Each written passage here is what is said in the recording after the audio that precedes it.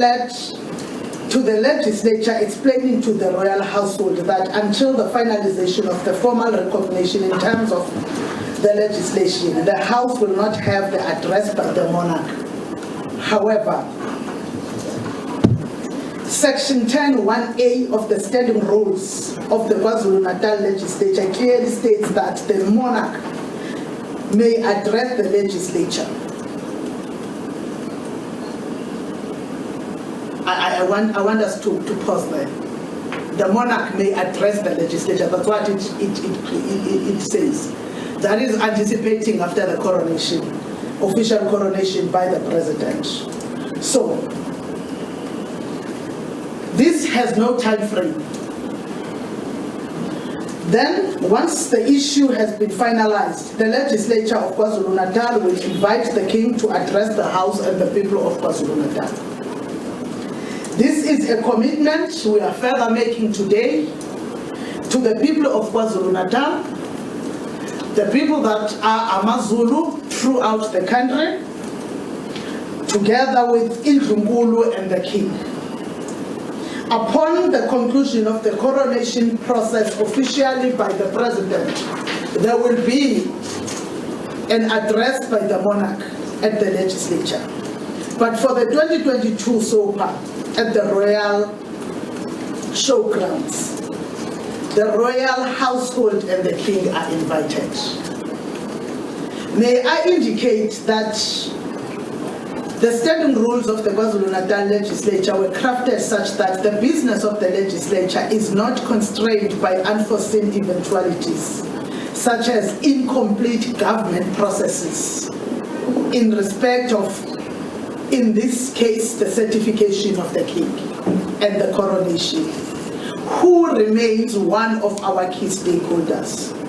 So accordingly, our session this year will only comprise of the State of the Province addressed by the Premier on the 24th of February and the debate on the 25th of February. SOPA is critical in that it serves to set out the province's key policy objectives and deliverables for the year.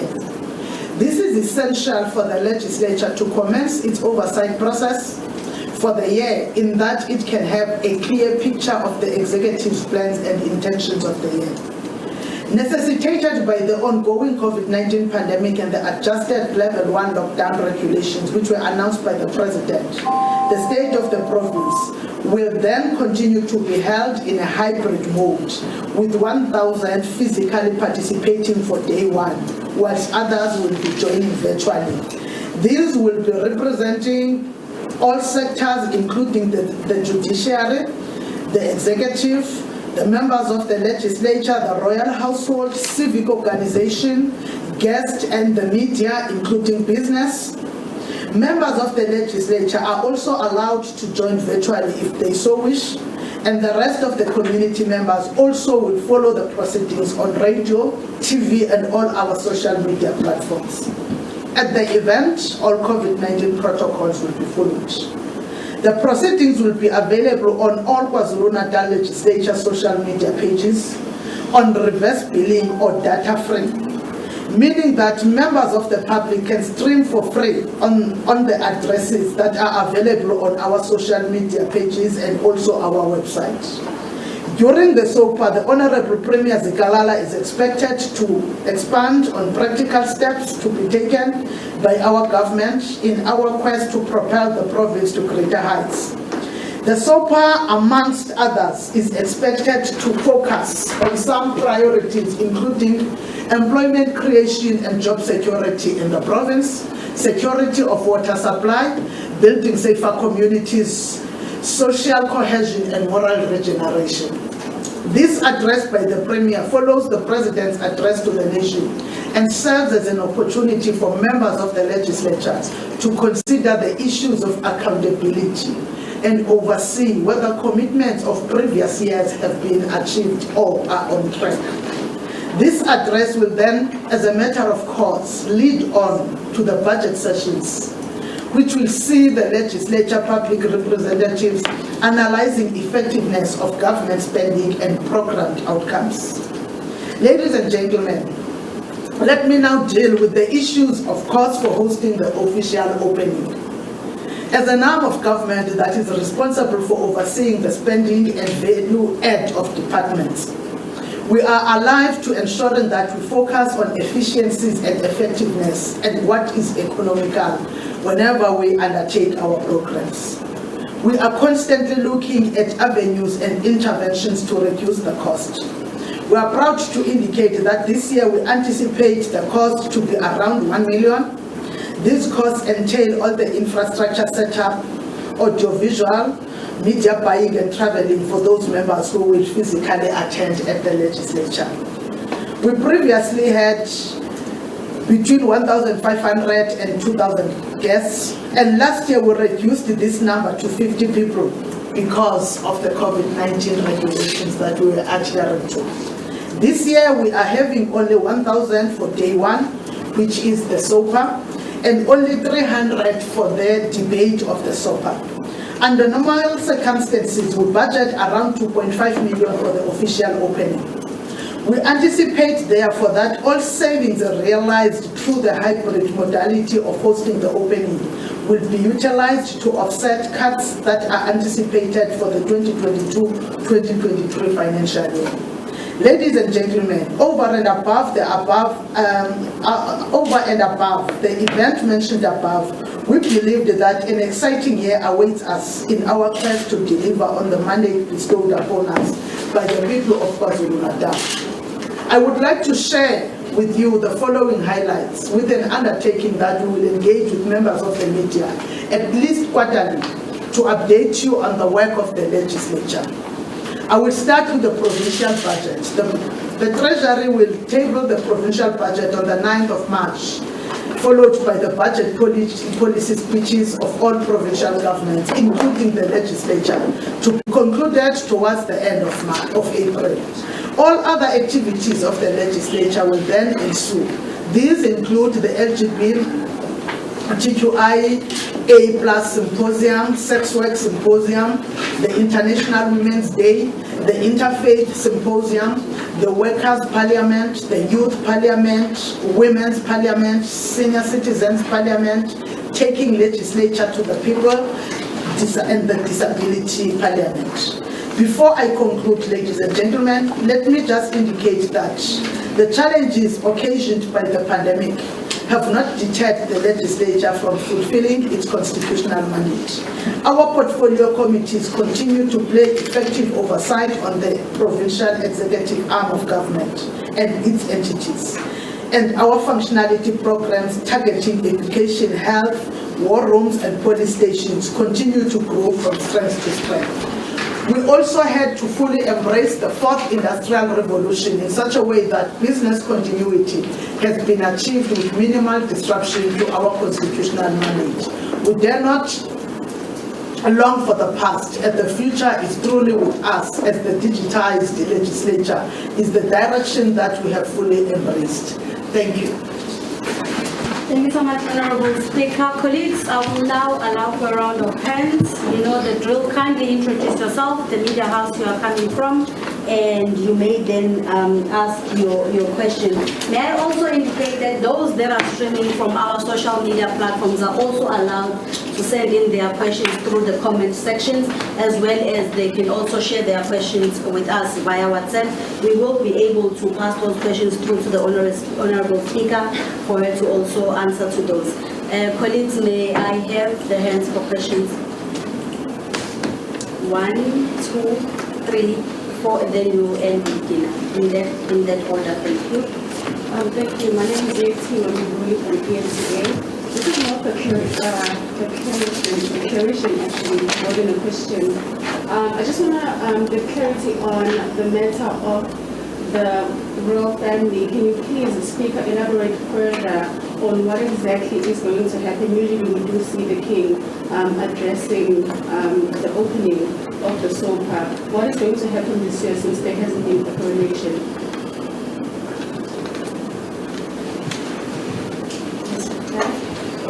Thanks. My name is Clive Ndo from the Witness. Thanks.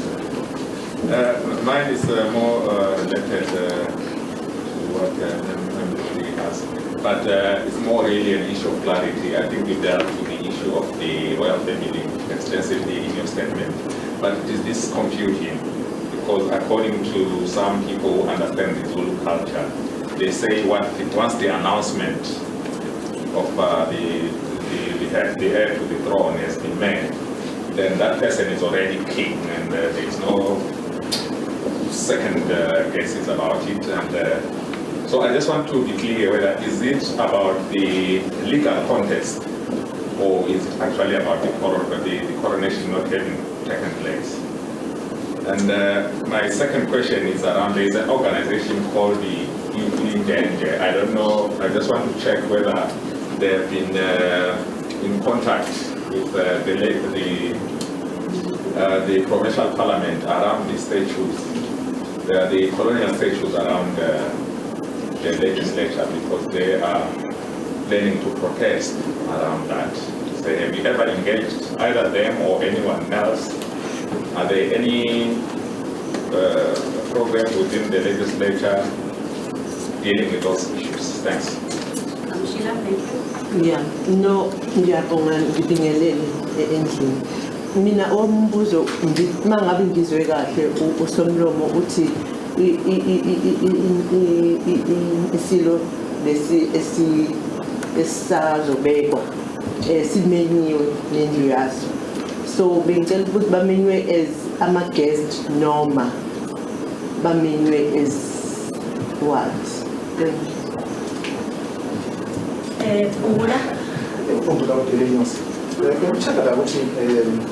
Please go to Kumola. I'm still catching up with the question. Jacob, some help. That's okay. Let's go ahead.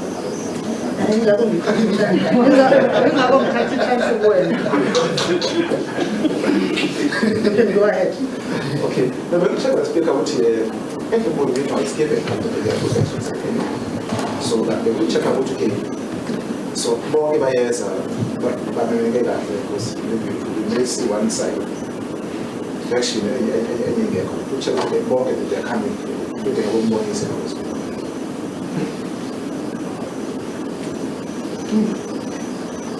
Thank you so much. Karina, you had a question? Karina from Newsroom. I just wanted to add to my colleague's question. Have you received any backlash of the decision to tell the Zulu royal household that you didn't have this alternate dress? And have you confirmed the attendance of the king as the king? Speaker one in a been partly covered by drive and four-wheeler, but also I want to maybe add a bit to inquire, because there are some opposition parties who are part of the legislature who issued public media statements saying that they would have wanted the king to be invited and to be given a chance to address the provinces per the tradition. Was consultation done with all the parties that are in the legislature, and was the decision consensus? Thank you so much, colleagues. We'll now allow the speaker to tackle the questions. Speaker. Thank you. I will start with the easy ones. I'll let the difficult ones to the speaker. Royal family elaborate. I don't know what Mandlu they want me to elaborate. I said in the statement, this year there is only the state of the province address. That is the elaboration. If you had been following this, you would know that there's been an address by the monarch, His Majesty the King. And I said that this year there will only be the state of the province addressed by the Premier. That's what I also think that everyone captured, and that's how it is. That's the elaboration, unless you can differentiate between the two. On second guessing or issues of legality from Clive. Clive, we quoted the legislation because the legislature interacts legislatively, guided by the legislative framework. I know that there is a temptation for us to conflate and want to include the legislature into the Zulu traditional custom. The legislature will not be drawn into that. We will recognize the Zulu traditional custom to be the custom that is supreme in the Zulu custom. But how then the legislature gets guided is according to the Traditional Leadership and Governance Framework Act of 2003, especially Section 9 that I referred to. And of course, we are awaiting for the coronation. The coronation is not done by us as the legislature. It is done as the framework, the legal framework says, done by the president. Unless you want us to get to spaces that we are not mandated by the Constitution. We are on this space. On Injenje, I am looking at the secretary because it doesn't happen that the secretary receives correspondence that is coming to us and does not pass it us. From our side as the speakership, we haven't received that correspondence from Injenje. And Ms. Naidu, whenever she receives such correspondence, she discusses, even if she's processing, she discusses with us. So we can say with authority, we have not received such correspondence that you are referring to. How is the royal household invited? As guests or as what? Because there is this confusion that we want to create. On the day of the address by His Majesty the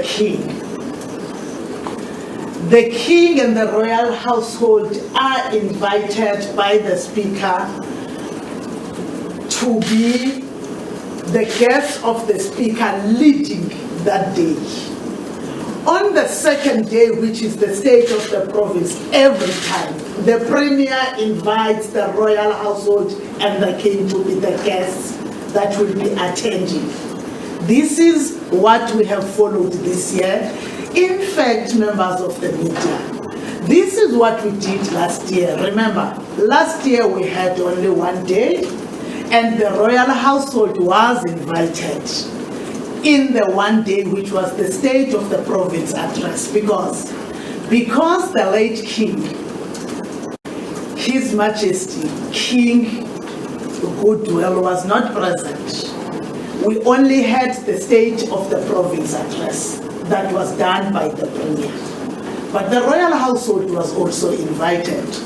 And we were somewhere here in these public works surrounds when we briefed you that the royal household is invited as the guests of the Premier.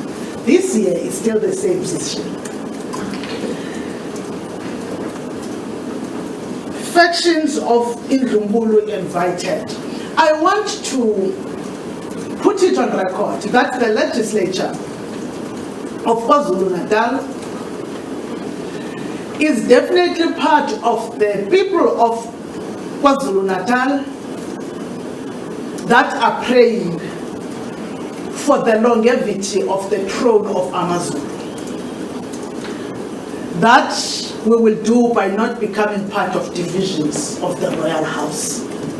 We will never speak about the royal house as the legislature and then speak about factions. To us, that diminishes the place and the value of the royal household. We have invited the royal household in the manner that the royal household is always invited. Everybody of the royal household is being invited in a particular fashion that I have just explained above. We will not say we invite factions, not if we respect AmaZulu and the electorate of KwaZulu-Natal. not if we respect the role that we have to play constitutionally as the legislature. So, the issue of inviting factions does not even arise. We have invited the royal household. So invited Indlunkulu ka-Zulu. That is what we have invited. Ngendlela ne ubongomo esihlala siyimema ngayo Indlunkulu ka-Zulu. The backlash for having this in this manner, we haven't yet received it. We usually receive it from you, actually, the backlash. We usually receive it from the colleagues from the media. We are just hoping that you are going to join us in assisting the people of KwaZulu-Natal understand that we have to move beyond or past the painful period following the passing of His Majesty King Kudu,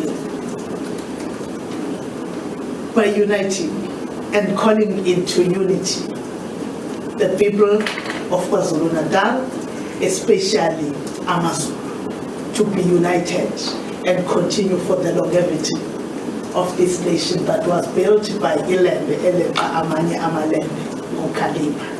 Kodwa ngokuhlonipha amazwi kaMdlokombane uma esuke ekhuluma in the legislature of KwaZulu-Natal esaphila, how he called the legislature to be used as a platform to unite the people of KwaZulu-Natal. Today, we are calling upon you to assist us as the legislature, including on Thursday, to report and reflect on the state of the province address in a manner that will galvanize the unity of AmaZulu. Siyazicelela nje, yimi noMvelase egameni lawo wonke amalungu nazo zonke inhlangano ezimelekile lapha eSishayamthetho saKwaZulu-Natal. We are calling for that.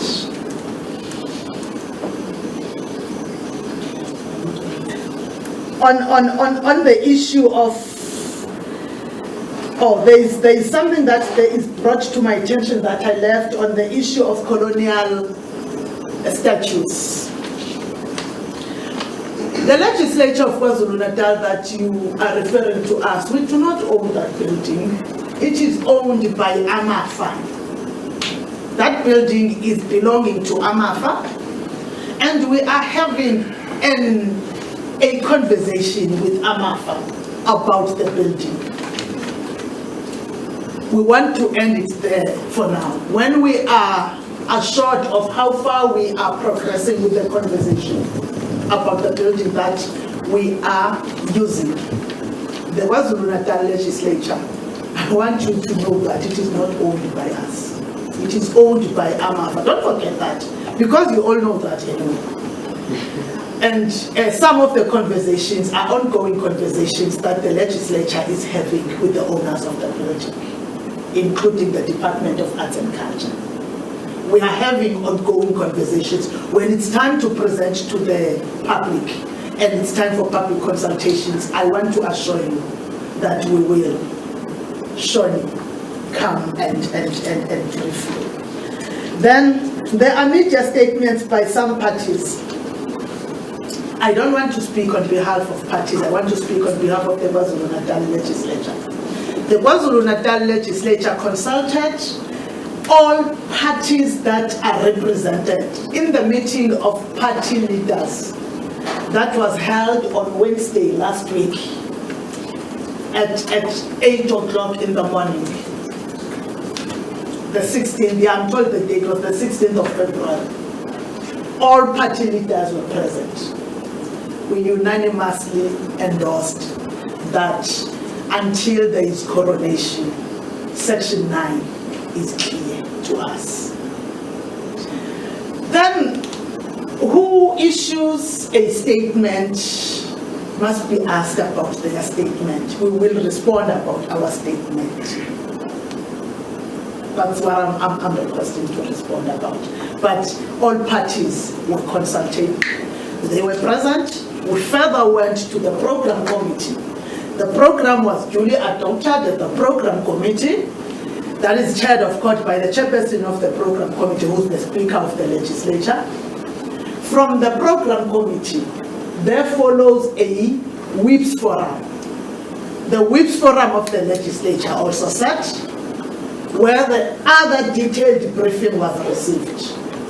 So any party statement, because I don't even know which party you're referring to, I will request that the colleagues, The NFP. I will request that the colleagues then, the leader of the NFP in the KwaZulu-Natal Legislature is Honorable Shika. If you refer it to the Honorable Shika.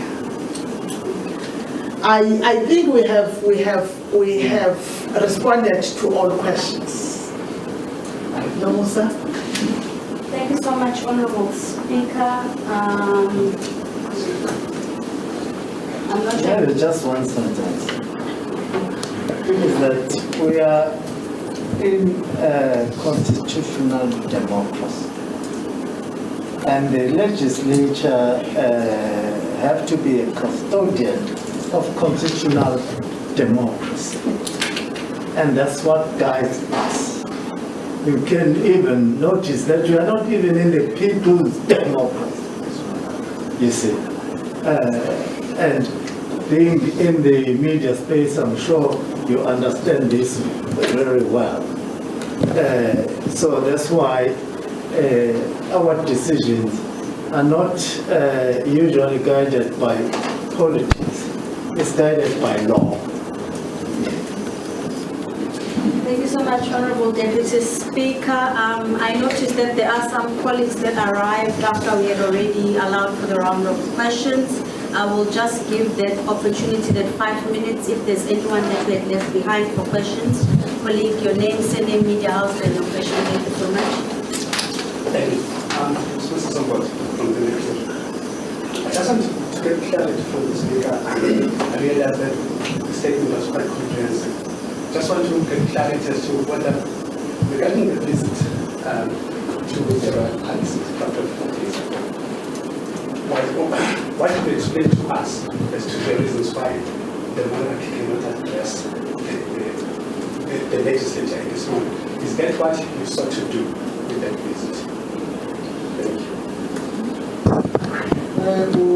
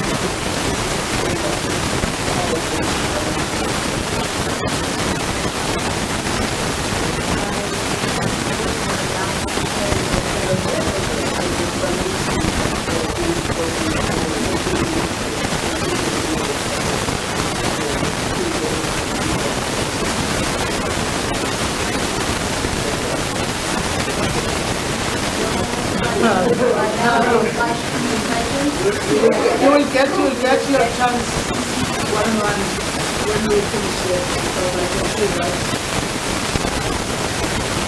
your colleagues on your side. I think that there are no problems with the house that they want to. I can say that with Nina and with Lula and there are ways.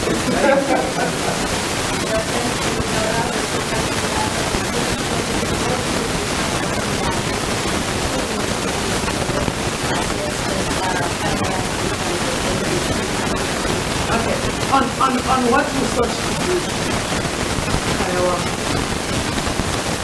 every time when there is going to be a has spoken about the legislature. It might have escaped you, because it seems like you only follow with this policy. The legislature travels. It happens.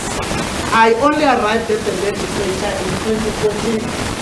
As I arrived, having been working in the legislature, I had been part of that process. So it's an age-old tradition. I don't know when it started. Those who came before me know. When I became part of the delegation that was traveling in 2014, I knew that it happened. There is consultation. And we said in the opening that we have done consultation with key stakeholders. So it has always been that way. We traveled there. But of course, we had this year, in part of the consultation, explained so that we don't leave it to different interpretations, including these that you were raising here, as to why the king will not be addressed. Because there is no correlation. The legislature waits for the implementation of the Section 9. In terms of that, it is followed in that 3 steps of the Gazette, the certification, and the correlation. You can't just announce that. You must go to Indukulu, to your stakeholders, to sit with them so that they understand that it's the legality that you are waiting for. The legislation binds you as an institution that is also a product of the Constitution. You have to do that. So of course, that was part of the consultation process that we did. How will the legislature create balance? I want to say that the legislature of KwaZulu-Natal is an institution that we said is constitutional. But we are not oblivious to culture that exists. And we will not be diminishing offices and statures on the 24th. The details of everything of the 24th will be as how it has been agreed between the 3 offices. The office of the Speaker, the Premier, and everything has been set in motion. And on that particular day, we are hoping that we will have a dignified SOPA, assisted by you, calling to unity the people of God. That is all that we will do. We cannot anticipate how Untsele will carry himself on that particular day. We will not.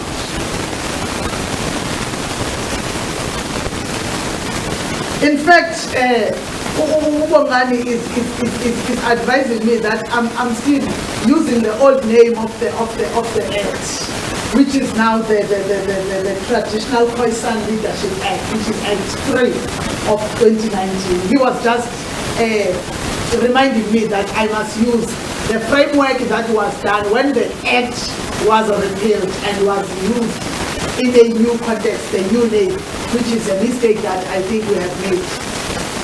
We were speaking with Indukulu using that Traditional Khoisan Act, which is the Act of 2015, which still stipulates the process. Now, what I am saying to us on the particular day, we are not knowing but the royal household, the premier, and us as the legislature, we understand that the SOPA will go in the manner that it should be, as you have seen. Thank you so much, Honorable Speaker. Colleagues, we've reached the conclusion of our briefing. As I've said, those that would like to have one-on-one, we will allow for the opportunity. I have one announcement, colleagues, with regards to the accreditation for SOPA.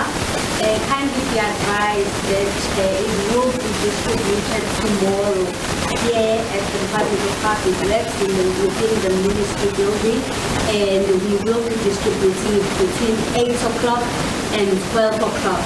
Beyond that, we would have closed the distribution of their accreditation. And may I also indicate that only those that have RSVP through Mrs. Silana and the Office of the Premier will be able to get their accreditation. As we had stipulated, there is centralized accreditation to the Office of the Premier so that we have one comprehensive list. Thank you so much, colleagues, once again. We will see you on Thursday at the State of the Province address. Thank you so much.